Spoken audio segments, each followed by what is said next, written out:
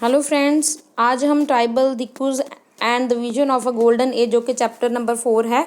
इस चैप्टर के under how did tribal groups lives ये वाला पार्ट करेंगे। By the 19th century tribal people in different parts of India were involved in a variety of activities.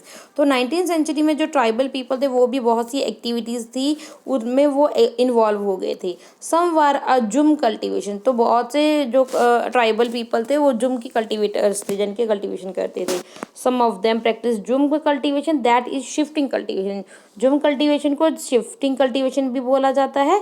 This was done on a small patches of land, ये छोटे छोटे जो land के pieces होते हैं उस पर की जाती थी जहाँ पे फॉरेस्ट होते थे।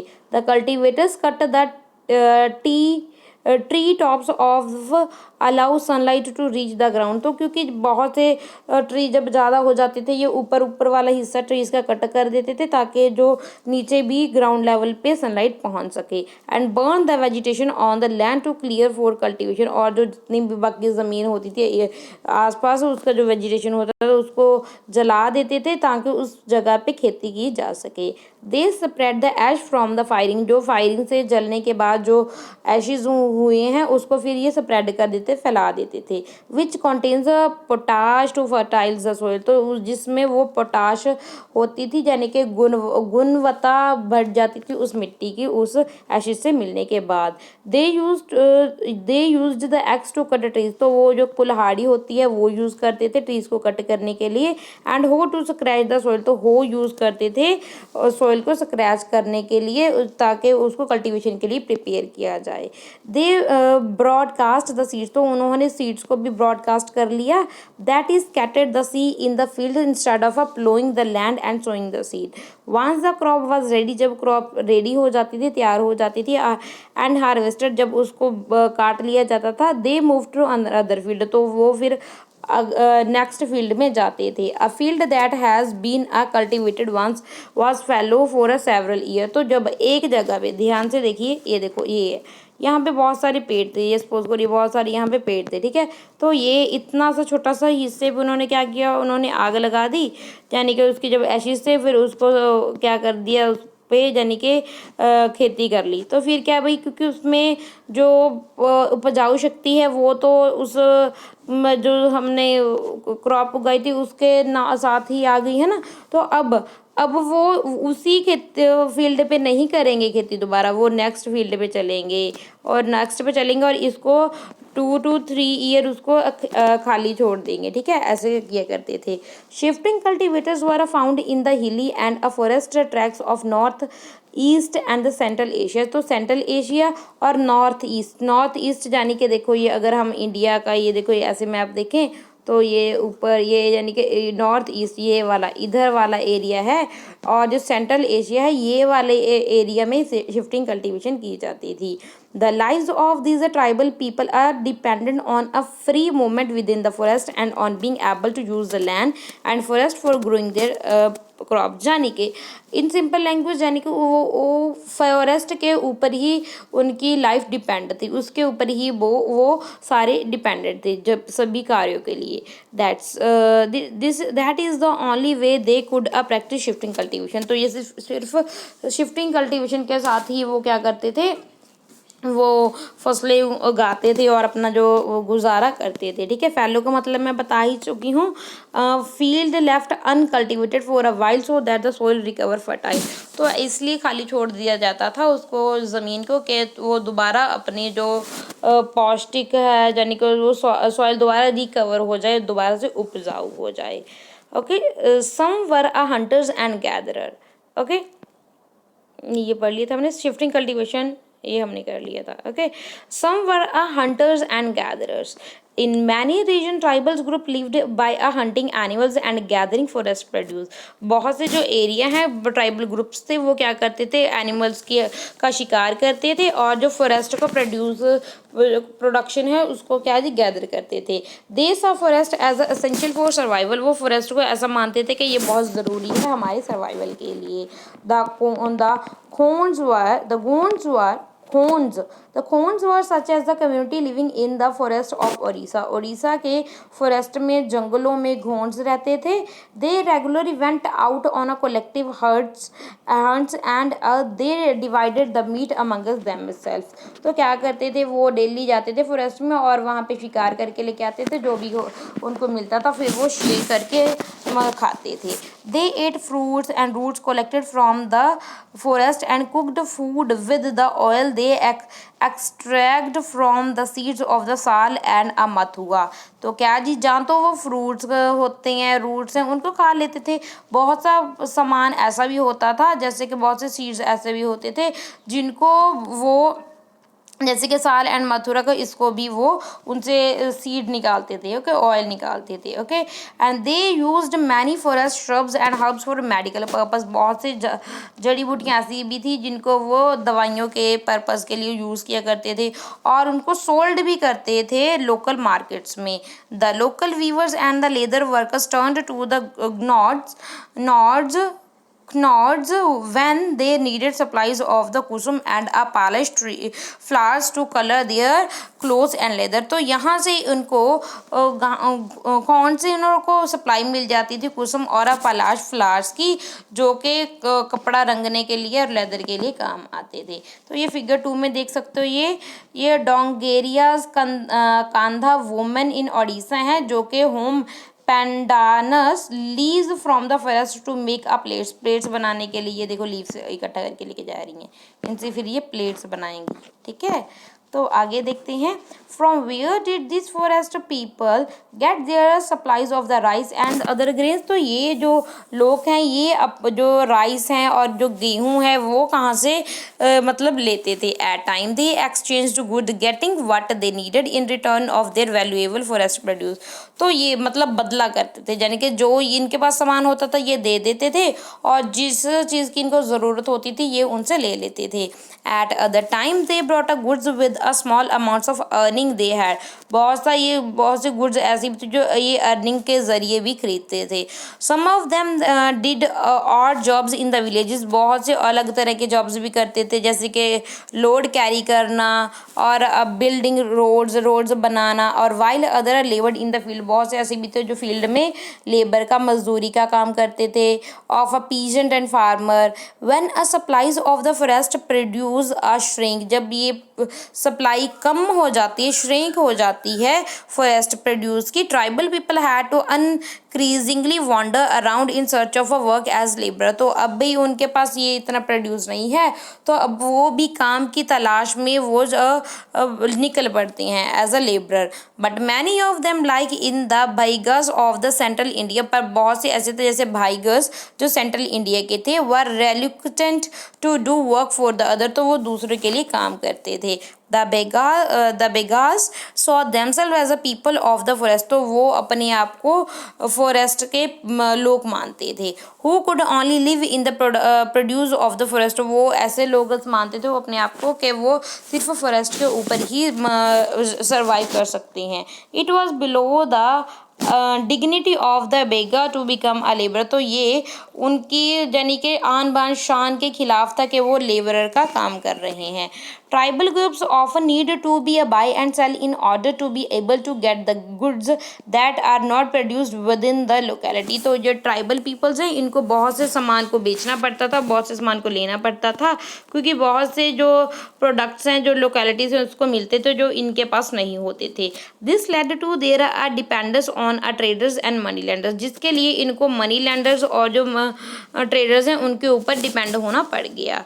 Traders came around with the things from sale. जो ट्रेडर हैं, व्यापारी हैं, वो अलग अलग जगह से अलग अलग सामान लेकर आते थे, लोन लेकर आते थे, जो ट्राइबल्स को कैश और जितना भी चाहिए था वो दे देते थे, adding to what they earn, जो भी उन्होंने अर्न किया है।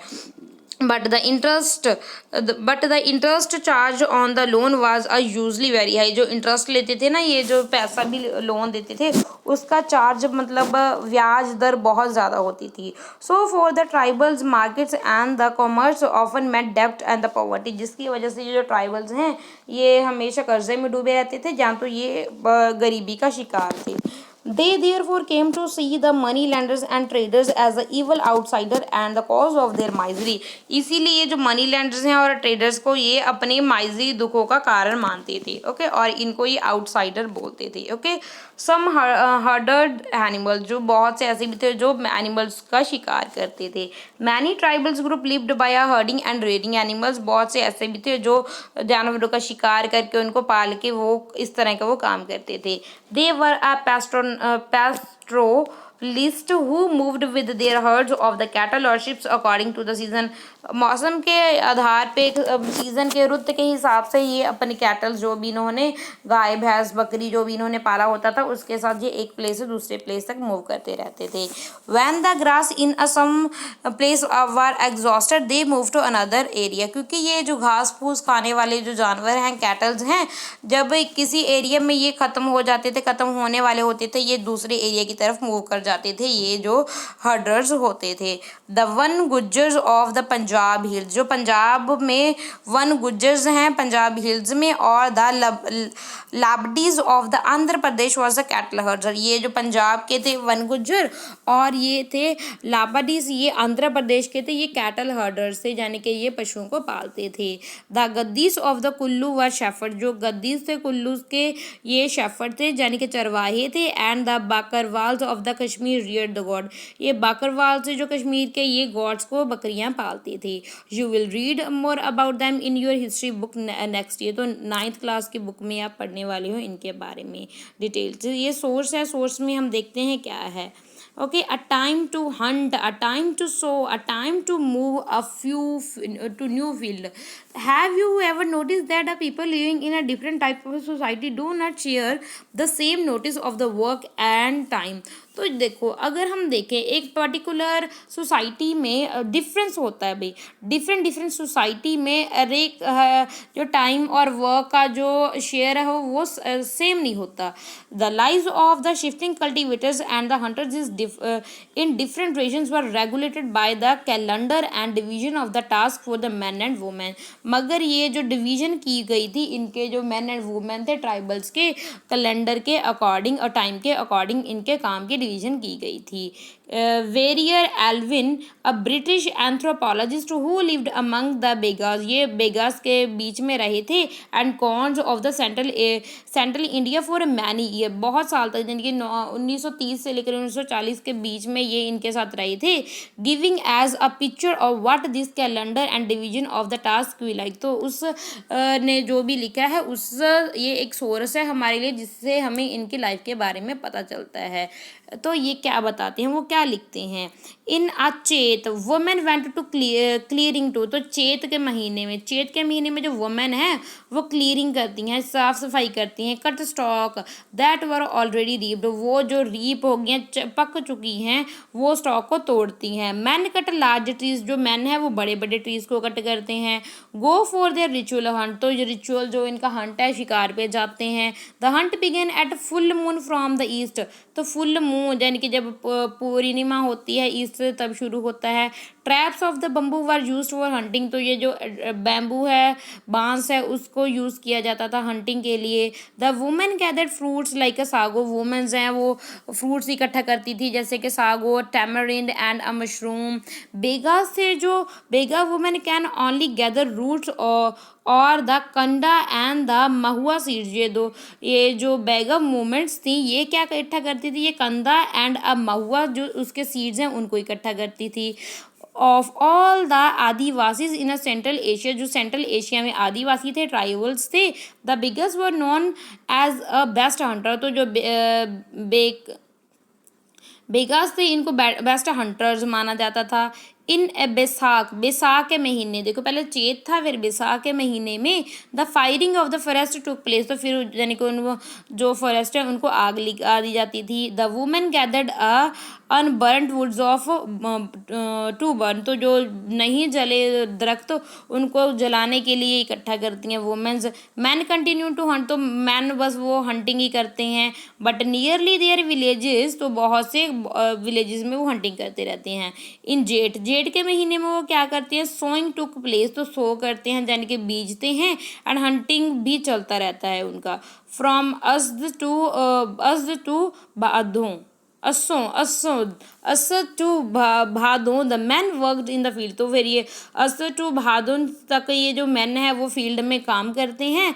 इन a Kunar the first fruit of beans were ripen, तो कुनार में जब ये फर्स्ट फ्रूट पक जाता है, the Kartik Kulti became ripe in the Aghan every crop was ready, तो अगहन में जो हर एक जो क्रॉप है जो भी उगाई होती है वो पक जाती थी। In a Push winnowing took place, Push was also the time for dance, जो पुश है इस समय वो डांस वगैरह भी करते थे, एंड मैरिजेस भी होती थी। In Magh shift were made a new bewars, तो न्यू बेवार्स बनाते थे। बेवार्स क्या होती हैं ये बताया होगा आपको इस बुक में, ये बेवार्स क्या होती हैं मे भी बताया होगा, बेवार होती हैं, ठीक है। And hunting gathers were the main subsistence activity. The cycle describe above took place in the first year, ये जो साइकिल है सिर्फ 1 साल चलता है ये, तो सेकेंड ईयर होता क्या है, there was a more time for hunting, तो ज़्यादा समय तक ये हंटिंग करते हैं। As only a few crops had to be sown, तो बहुत कम जो क्रॉप्स है वो सो की जाती हैं, उगाई जाती हैं और कटाई की जाती है, ठीक है। But since there was enough food the man lived in the bewar, जो मैन है वो बेवार में रहते हैं, उनके पास इतना फूड होता है। He was only in the third year, तो थर्ड ईयर क्या होता है, तीसरे साल क्या होता है, that the diet had to be supplementary with the forest producer, तो अब जो फॉरेस्ट प्रोडक्ट्स होते हैं उनके ऊपर उनको निर्भर करना पड़ता है। तो ये जो अडेप्ट किया गया ये जो पूरा सोर्स है जिससे ये सब कुछ हमें पता चलता है उनकी लाइफ में, ये हमें Verrier Elwin Baiga and Elwin's unpublished notes on the Khonds, ये उससे ये सोर्स लिया गया है, ओके। तो ये देख सकती हो फिगर में, a Santhal girl carrying firewood, Bihar में 1946 में। Children go with their mothers to the forest to gather forest produce, बच्चे भी अपनी माताओं के साथ ये फॉरेस्ट प्रोड्यूस इकट्ठा करने जाते हैं। बेवार की बात कर रहे थे, बेवार क्या होता है, a term used in Madhya Pradesh for shifting cultivation, shifting cultivation के लिए मध्य प्रदेश में बेवार वर्ड यूज किया जाता है। तो आगे देखते हैं, some took to a settle cultivation, shifting cultivation चल रही थी, कई बहुत से ट्राइबल ऐसे भी थे जिन्होंने सेटल्ड कल्टीवेशन करनी शुरू कर दी। Even before 19th century, 19th century में होता क्या है, many from a within the tribal groups, tribal group में से had begun a settling down, तो वो एक जगह पे उन्होंने सेटल होना शुरू कर दिया और कल्टीवेशन शुरू कर दी। उन्होंने फील्ड में एक ही प्लेस पे ईयर आफ्टर ईयर उसी पे वो खेती करते हैं, instead of moving place to place, तो बजाय इसके वो एक जगह से दूसरी जगह पे जा रही हैं। They began use to play, तो ये प्लो यूज करने लगे, हल यूज करना शुरू कर दिया।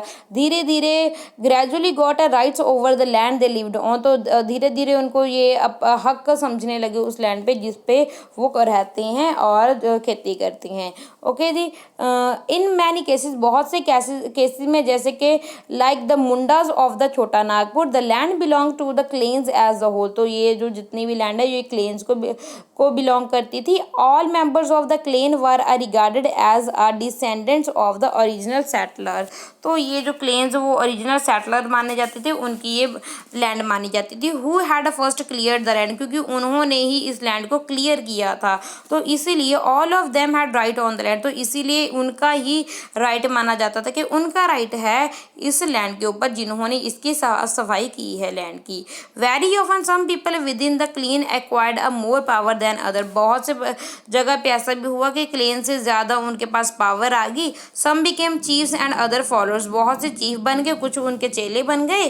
Powerful man often rented out there land instead of a cultivation it themselves, तो ज़्यादातर जो पावरफुल लोग होते थे वो जो अपनी ज़मीन है उसको रेंट पे दे देते अपने आप कल्टीवेशन करने की बजाय। British officials saw settle tribals group like the Gonds and a Santhals as more civilised than a hunter gatherers, तो ब्रिटिश के जो ऑफिसर्स थे, अफसर थे, उन्होंने देखा कि ये जो सेटल्ड ट्राइबल्स हैं ये थोड़ी सी सिविलाइज्ड हैं अगर कंपेयर किया जाए हंटर गैदर और शिफ्टिंग कल्टीवेशन वाले ट्राइबल्स के साथ। Those who lived in the forest were considered to be the wild and savage, जो फॉरेस्ट में रहते हैं वो वाइल्ड और सेवेज हैं। They needed to be settle and civilize, तो उनको भी ज़रूरत है कि वो भी एक जगह पे सेटल होकर रहें और सिविलाइज्ड बने। ओके, तो ये हम यहाँ तक ही करेंगे। बाकी how did a colonial rule affect a tribal life, ये हम नेक्स्ट पार्ट में डिस्कस करेंगे। जितना भी करवाया है आई होप आपको समझ में आया होगा। Thanks and God bless you.